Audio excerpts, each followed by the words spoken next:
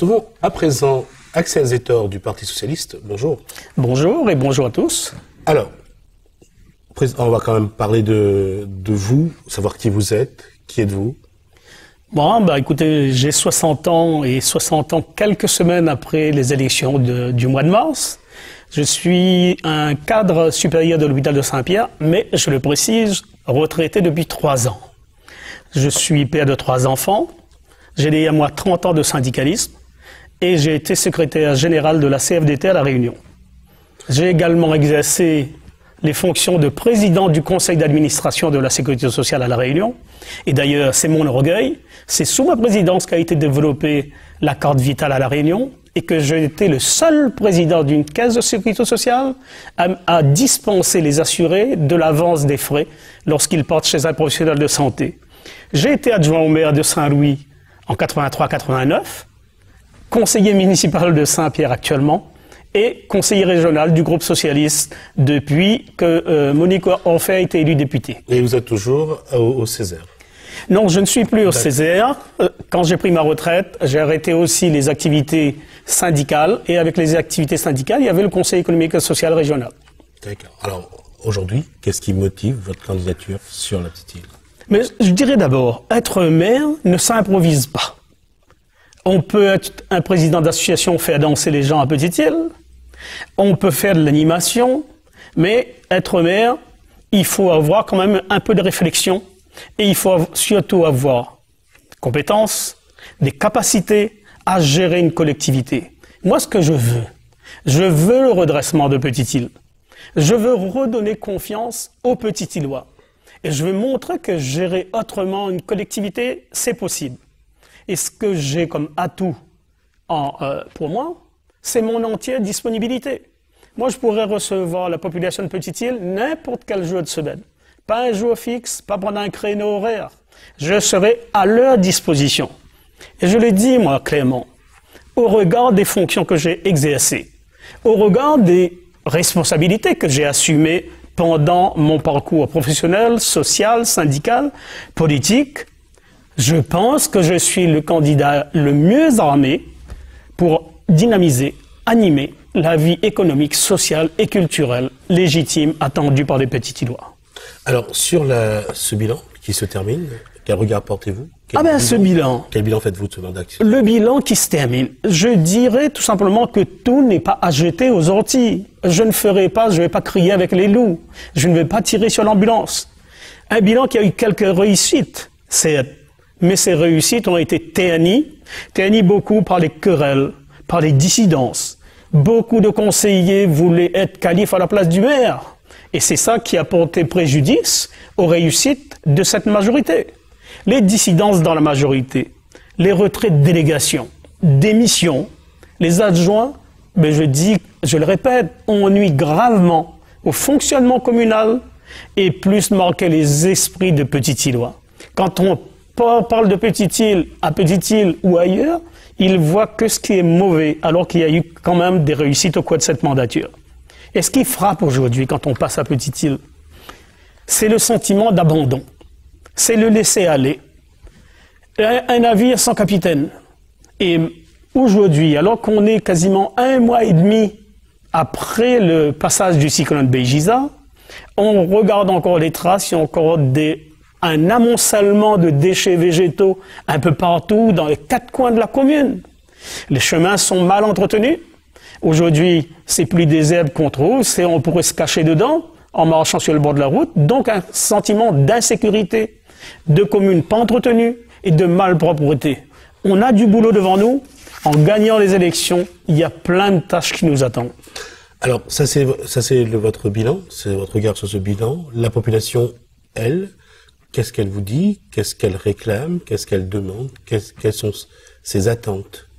D'abord, je dirais globalement, les attentes de Petite-Îlois, c'est un peu comme partout à La Réunion. Ils veulent de l'emploi, ils veulent un logement, ils veulent l'accompagnement social, ils veulent de l'animation. Et je dirais que tout reste à faire. Mais en premier lieu, ce que les Petite-Îlois veulent de leur maire, c'est de la disponibilité, simplement de la disponibilité. Ils veulent, quand ils viennent à la mairie voir le maire, qu'il dit pas autres, repasse un autre jour, je dis qu'il pas recevoir les autres, le maire n'est pas là, le maire a son compte. Il veut que quand il arrive à la mairie pour un conseil, il veut être accompagné, il veut que tout simplement les aider dans la démarche administrative, que le maire est là, parce que tout le monde y connaît. Quand tout est fini, c'est toujours le maire qui reste le dernier rempart pour aider la population. C'est l'élu de proximité par excellence, et son rôle de proximité, il doit le jouer à plein temps. Et d'ailleurs, je l'ai dit, si je suis élu maire de Petite-Île, je ne me présenterai pas aux élections régionales ni départementales de 2015, parce que j'ai envie d'être un maire à plein temps et non pas un vacataire ou un maire à temps partiel. Voilà, je serai le maire de tous les Petite-Îlois, sans esprit de revanche et sans rancune. Alors, ça c'est la méthode que vous allez vous proposer sur le projet, sur votre programme de développement. Quels sont les grands axes? À première vue, le diagnostic, je pense, est partagé par tous ceux qui concourent aujourd'hui. Ce qui me différencie des autres candidats, c'est d'abord la volonté d'agir et la capacité de faire. Je l'ai expliqué pourquoi j'ai la capacité de faire. Tout ce que j'ai exercé, toutes les responsabilités que j'ai assumées jusqu'à présent, me donnent le droit de penser que moi je peux le faire pendant que les autres l'écrivent. Écrire un programme, c'est bien. Engager des actions concrètes et mener à terme des actions pour le bien-être de la population de Petite-Île, c'est bien autre chose. D'ailleurs, regardez, le maire actuel ne se présente plus. Pourquoi? Il a vu que être maire, c'est une charge lourde, et non un titre honorifique. Ce que je veux pour Petite-Île, l'emploi bien sûr, et pour moi c'est une urgence, c'est la première des priorités. C'est une urgence et il faut mobiliser les dispositifs du gouvernement. C'est vrai que la commune n'a pas un très grand pouvoir, mais nous pouvons mobiliser les dispositifs qui ont été mis en place par le gouvernement. Je veux créer les conditions pour attirer les investisseurs, notamment sur la zone d'activité. Cette zone d'activité est bien trop petite, il faut qu'on arrive à l'agrandir. Je veux accompagner les jeunes entrepreneurs, leur donner envie d'entreprendre sur Petite-Île. Mais je veux aussi, et surtout, soutenir nos agriculteurs à Petite-Île. L'agriculture, tout le monde en a parlé d'un marché forain, mais moi j'avais déjà donné l'exemple. J'étais à la tête d'une association en 2008 où on a lancé le premier marché forain. Dommage, ça n'a pas duré avec la municipalité, je le regrette. La jeunesse, pour moi, doit être considérée comme une chance et non comme un problème. Et la jeunesse est au cœur même de mon projet pour Petite-Île, je dirais du projet de Petite-Île solidaire, mon équipe que je conduis pour ces élections. La prévention, la lutte contre la délinquance, les violences, mais c'est aussi toute l'animation qu'il y a autour des jeunes, tout le développement des activités sportives sur Petite-Île. Je veux aussi offrir la meilleure réussite scolaire pour nos enfants, parce que c'est le gage de l'émancipation de l'individu, c'est bien l'éducation. Quelle que soit leur origine sociale, je veux la réussite des enfants de Petite-Îlois. Je veux développer le sport et la culture pour tous, que ce soit les enfants ou les seniors, parce que les seniors représentent en 2014 23% de la population de Petite-Île. On ne doit pas les ignorer. Je veux aussi valoriser les seniors de notre commune. Les seniors, quand on regarde le nombre de personnes âgées de plus de 70 ans, de plus de 80 ans, de plus de 90 ans, ces personnes auront besoin demain d'être accompagnées. On a besoin de lutter contre l'isolement de ces personnes. On mettra en place les structures qu'il faut, les accompagnements qu'il faut, mais c'est un engagement que je prends pour Petite-Île. Alors, sur l'aménagement du territoire, aujourd'hui, la Petite-Île a besoin de quoi? Petite-Île a besoin de tout sur l'aménagement. D'ailleurs, il y a une candidate qui était chargée de construire le PLU de Petite-Île. Elle a baissé les bras, on n'a pas de PLU à Petite-Île, et ça devait être adopté depuis décembre 2012. Donc on a besoin, dès notre installation, de mettre un adjoint pour piloter tout le projet de Petite-Île, le projet d'aménagement.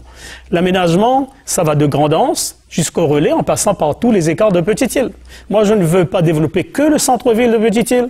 Je veux aussi que les quartiers comme Ravine-du-Pont, Manapany-les-Hauts, Piton-de-Goyave, Manapany-les-Bas et Lens-les-Bas ou Lens-les-Hauts ne soient pas oubliés dans notre projet. Et on peut mobiliser des financements. On mettra en place un plan de développement rural pour les quartiers et un développement cohérent pour l'ensemble de Petite-Île. Axel Detor, merci d'avoir été notre invité et d'avoir répondu à nos questions. Je rappelle donc que vous êtes le candidat du Parti socialiste pour ces élections municipales à la Petite-Île. On était donc à la Petite-Île. Merci de nous avoir suivis. Je vous dis à bientôt.